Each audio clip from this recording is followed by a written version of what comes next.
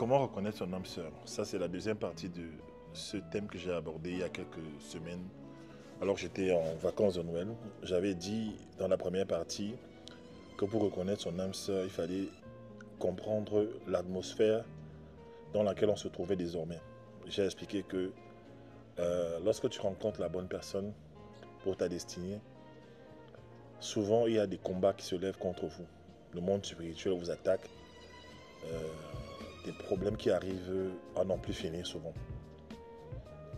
Vous avez l'impression qu'il y a comme des forces qui s'opposent à cette relation-là. Alors que dans le passé, lorsque vous étiez avec des personnes qui ne vous étaient pas destinées, tout semblait couler en fait. C'est bizarre. Maintenant, je voudrais continuer dans cette même lancée en donnant d'autres éléments. Et j'ai envie de dissocier le coup de foudre en fait et la rencontre avec l'homme de ta destinée, la femme de ta destinée. Gary Chapman a dit ceci, que le coup de foudre ne dure que 2 semaines. Le coup de foudre, c'est le genre d'amour qui vient, ça te secoue. D'accord? Vous voyez, quand les gens sont malades à l'hôpital, là, on veut les réanimer et on leur met euh, des grosses bandes d'électrochocs douces pour les secouer en fait. C'est ce que le coup de foudre fait, ça vient, ça te secoue. Ça te déplace, ça te désharmonise. Ça crée une onde de choc, des ondes de choc dans ta vie en fait. Tu ne penses plus bien. C'est comme si on t'avait giflé avec des cymbales. Vous voyez, les gros disques que les tapeurs utilisent souvent, les batteurs utilisent souvent dans la musique là. Bang, tu n'en comprends plus rien. Tu es dans un monde bizarre. Et tu marches comme si tu étais téléguidé. C'est ça le coup de foudre. Le coup de foudre, ça amène tes émotions à un niveau tellement élevé que tu peux rester perché pendant des semaines en fait. Ça, ce n'est pas le vrai amour. Ce n'est pas avec l'amour là qu'on bâtit sa vie, qu'on bâtit un foyer. Et Gary Chapman avait raison de dire que ça ne dure que 2 semaines. Ça dure 2 semaines. Pendant le coup de foudre, en fait, tu vois l'autre sous son meilleur jour. On te dit que c'est un briseur de cœur. Non. Avec moi, ça va être différent.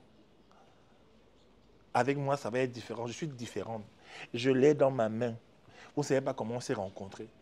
Je sens, je sens que je n'ai jamais aimé un homme comme ça. Et il explique aussi que lorsqu'il voit une femme entrer dans son cabinet et lui dit que coach, vous savez, je n'ai jamais rencontré un homme comme ça. Je n'ai jamais été autant amoureuse, aussi amoureuse. C'est le danger. L'amour qui vient de Dieu, le vrai amour qui vient de Dieu pour ta vie, ce n'est pas un amour qui te secoue sur le plan émotionnel. C'est un amour qui active ta dimension raisonnable. D'accord? Tu n'es pas seulement dans les émotions. Tu es aussi dans la bienveillance. D'accord? Tu continues à penser à tes projets. Tu continues à avoir euh, la tête lucide. Tu continues à être visionnaire. Le coup de foudre t'amène à ne plus réfléchir. Tu ne veux plus rien faire. Tu veux tout sacrifier pour l'amour. Je me souviens de cette jeune fille qui m'avait invité dans un groupe sur les relations. Il fallait que j'intervienne là pour leur donner des solutions à leurs problématiques. Et l'une des questions qui revenait, c'était comment faire, parce que comment faire pour se marier, vivre son amour. Parce qu'il y avait une dans le groupe qui était en train de mettre de côté l'argent de ses études pour que son copain, soi-disant fiancé, non, il n'était même pas encore fiancé, quoi les copinages là, son copain du lycée ou de l'université, pour qu'il aille en Europe avec étudier, faire ses études et venir l'épouser après. Ça, c'est ce qu'on appelle un amour du coup de foudre. C'est-à-dire que la femme est entrée dans le coup de foudre et je ne sais pas ce qui s'est passé après. Elle a continué dans ces émotions-là, hein, surtout si certaines choses se passent que je ne dirais pas ici, d'accord? Bon, je vais vous lâcher une bribe. Tu tombes amoureuse d'un homme à cause du coup de foudre. Et après, maintenant, tu rentres dans une dimension sexuelle avec lui et les choses se passent d'une certaine façon. Ah, il semble que tu risques d'être perché là-bas sans jamais réfléchir et ça peut durer longtemps. L'amour qui vient de Dieu est raisonnable. L'amour qui vient de Dieu ne cherche pas son propre intérêt. Il n'est pas orgueilleux, il n'est pas calculé, il n'est pas orgueilleux, il n'est pas... il pardonne, il supporte. En fait, c'est un amour raisonnable. C'est pas un amour, tu perds la tête, tu ne veux plus rien faire. Tu perds la tête, tu ne fais plus tes études. Tu perds la tête, tu prends tout ton argent, toute ton épargne, comme je vois certaines femmes faire. À cause de l'amour, elle prend toute son épargne. 40 000 euros, elle donne à un homme. J'ai vu des autres acheter les voitures aux hommes. Et il y a des hommes qui en profitent. c'est pas le vrai amour, d'accord? Donc, j'en viens à mon deuxième point. Comment reconnaître l'âme sœur? Quand tu reconnais ton âme sœur, tu ressens le désir de protéger cette personne.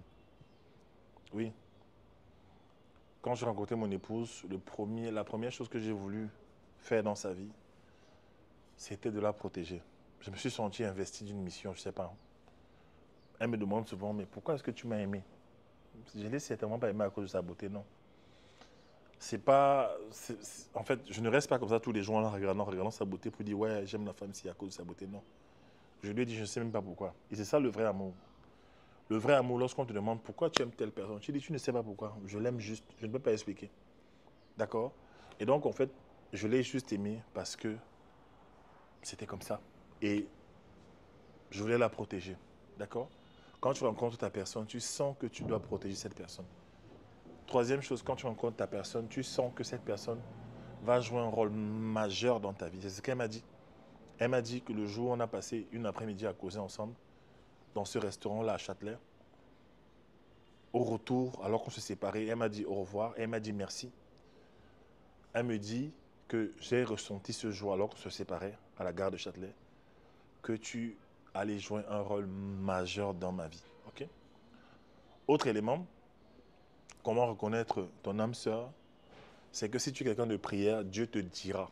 Toi, l'homme, Dieu te dira que c'est ta femme. Il te dira, et donc ce sera à toi de faire le premier pas. Maintenant, il y a une erreur que les femmes font. Et pas te faire le premier pas vers les hommes. Ne faites jamais ça. Même si Dieu t'a montré que l'homme là, c'est ton mari, tu as fait des rêves, vous êtes dans un château, dans une villa, avec des enfants, devant une piscine, en train de... Même si le rêve est clair, ne pas demander à un gars. Ne demande pas. D'accord? Ne demande pas à un gars. Ne demande pas à un gars. Ne dis pas à un gars que oui, je dormais, j'ai fait un rêve sur une montagne, j'ai entendu une voix qui m'a dit que voilà ton mari. Non. Quand tu fais ça, l'instinct chasseur de l'homme se met en marche et il se braque. Parce que l'homme a besoin de savoir que c'est lui qui a initié la relation. C'est lui qui a commencé, c'est lui qui est allé à la chasse, il est allé chercher la relation. Quand tu viens dire à un homme que Dieu a dit, il te trouve d'abord ridicule. Je répète ça, il y a beaucoup de femmes qui font ces erreurs-là. Oh, j'ai fait un rêve la nuit, Dieu m'a dit que tu étais mon mari. Ah bon? Pourquoi Dieu n'est pas venu me parler? C'est ce que les hommes disent souvent. Va donc dire à ton Dieu qui t'a dit que je suis ton mari, là, qu'il vient aussi me parler et qu'il me dise aussi que je suis ton mari. Avant, je vais accepter. Et dès que tu fais ça, tu as grillé ta carte. Il y a des femmes comme ça, vous grillez vos cartes à l'avance. Et les hommes ne veulent pas. D'accord? Mais bon. Autre chose, comment tu sais qu'une personne est ton âme sœur, c'est que tu ressens parfois l'envie de vite l'épouser. Et surtout, ça nous arrive à nous les hommes. Lorsque tu... voilà. Lorsque tu reconnais ton âme sœur, tu vois la différence avec les autres personnes. Tu vois que cette personne est différente des autres personnes que tu as connues.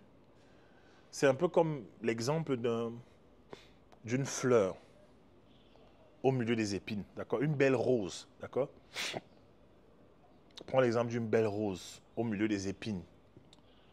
Prends l'exemple d'un pommier au milieu des arbres qui n'ont pas de fruits. Prends l'exemple d'un homme très intéressant au milieu des hommes qui sont des bandits, tout ça. Bon, quoique souvent certaines femmes aiment les bandits, bref. Mais il se distingue, cette personne va se distinguer des autres. Il y aura une différence avec les autres. Il y a aussi cette expression qui vient souvent, qu'on dit souvent dans le jargon chrétien. Tu sais, que tu sais, que tu sais, que tu sais, que tu sais, que tu sais. Tu ne peux pas expliquer. On n'explique pas ça aux gens. Je ne sais pas, mais je sais, je sens que c'est lui. Je sais, je sais, je sais. Autre élément, quand tu rencontres ton âme sœur, tu n'es pas dans les attentes matérialistiques. On va dire ça comme ça. Oui, quand tu rencontres ton âme sœur, tu n'as pas envie de demander l'argent. Moi, je ne comprends pas ces femmes-là. Vous êtes là avec les hommes, vous demandez l'argent matin, midi, matin, donne-moi l'argent, donne-moi l'argent, donne-moi l'argent. C'est la preuve même. Quand tu rencontres ta personne, tu as envie de bâtir avec elle, même si elle n'a rien. Tu sais que c'est lui, tu sens que c'est lui. Bon, maintenant, les femmes les femmes qu'on a programmées à sortir seulement avec les gens qui ont l'argent, là, ben, ça va être difficile de vous rencontrer l'âme sœur. Hein. Vous êtes nombreuses comme ça, là. Cherchez seulement les hommes qui ont l'argent. Depuis que vous êtes célibataire, rien ne marche. que Dieu, souvent, malheureusement, heureusement, il vous amène un homme qui est au début de sa vie, qui se cherche encore, sachant que les hommes se bonifient avec le temps comme le vin.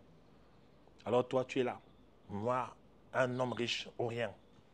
Mieux vaut pleurer dans une Lamborghini, dans une Rolls Royce, que de souffrir. Ok.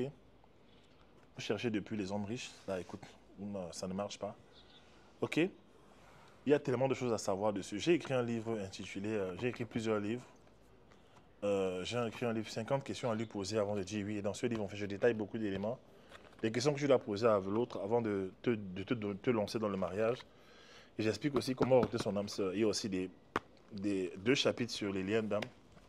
Okay? Les gens qui se mettent en couple avec des gens et alors qu'ils ont déjà promis le mariage ailleurs, ou alors qu'ils ont des gens qui veulent se marier et qui cherchent l'amour sans trouver, alors qu'ils sont déjà mariés à cause des rapports sexuels. Bref, cliquez dans le lien en haut, prenez un appel découverte avec mon équipe, on va voir comment travailler avec vous. Ok? Ciao.